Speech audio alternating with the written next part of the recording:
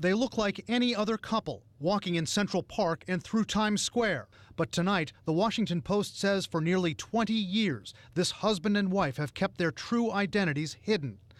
The quiet owners of a small dry cleaning store say they are also the aunt and uncle of one of the world's most notorious dictators, North Korea's Kim Jong Un. They live an entirely unremarkable American immigrant life.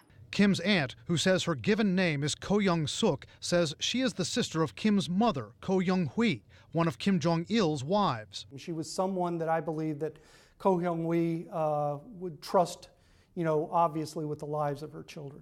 Ko Young-suk told the Post she traveled from North Korea to take care of Kim, his older brother, and younger sister when they attended this boarding school in Switzerland. He was not a good student, that he did not enjoy studying. Post reporter Anna Fifield interviewed Ko and her husband Ri Gong after uncovering their existence through a lawsuit they filed in South Korea. They insisted their faces, the names they use in the U.S., and the location of their home and dry cleaning business not be revealed.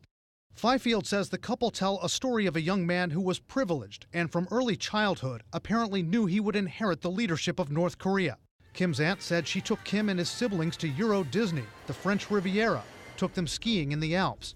She describes Kim as being obsessed with basketball, that he would sometimes sleep with a ball under his arm, an obsession that would lead to some surreal moments with former NBA star Dennis Rodman.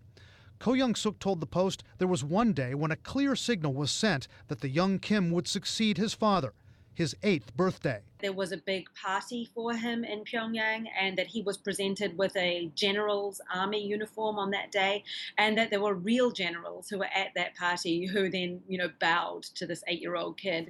From that moment, Ko says, Kim's behavior changed. She describes Kim as intensely focused, but, quote, short-tempered and had a lack of tolerance. He was prone to having kind of tantrums, almost, that he would get in a huff about things. So when his mother, for example, visited and told him that he shouldn't be spending so much time playing basketball, that he should be studying, he wasn't happy about that and would go on hunger strike, is what his aunt said about it. Ko told the Post in 1998 she and her husband sought asylum at the U.S. Embassy in Switzerland. Then they were taken to an American military base in Germany, questioned for months. When they got to America, she says they received money and, for a short time, housing from the CIA. The CIA would not comment on the aunt's interview with the Washington Post. Ko Young-suk's husband, Ri Gong, says he wants to go back to Pyongyang for a visit as a sort of goodwill ambassador between the U.S. and North Korea. One analyst says that would be a, quote, suicidal act. Ko says she's trying to talk her husband out of it. Wolf? What was the breaking point, Brian, for the aunt and uncle? What was it that made them finally decide to defect? Well, the couple is vague about that in their interview with the Washington Post, Wolf. The Post and analysts we spoke to say that it could be that the aunt decided to defect when she found out that her sister, Kim Jong Un's mother, had cancer.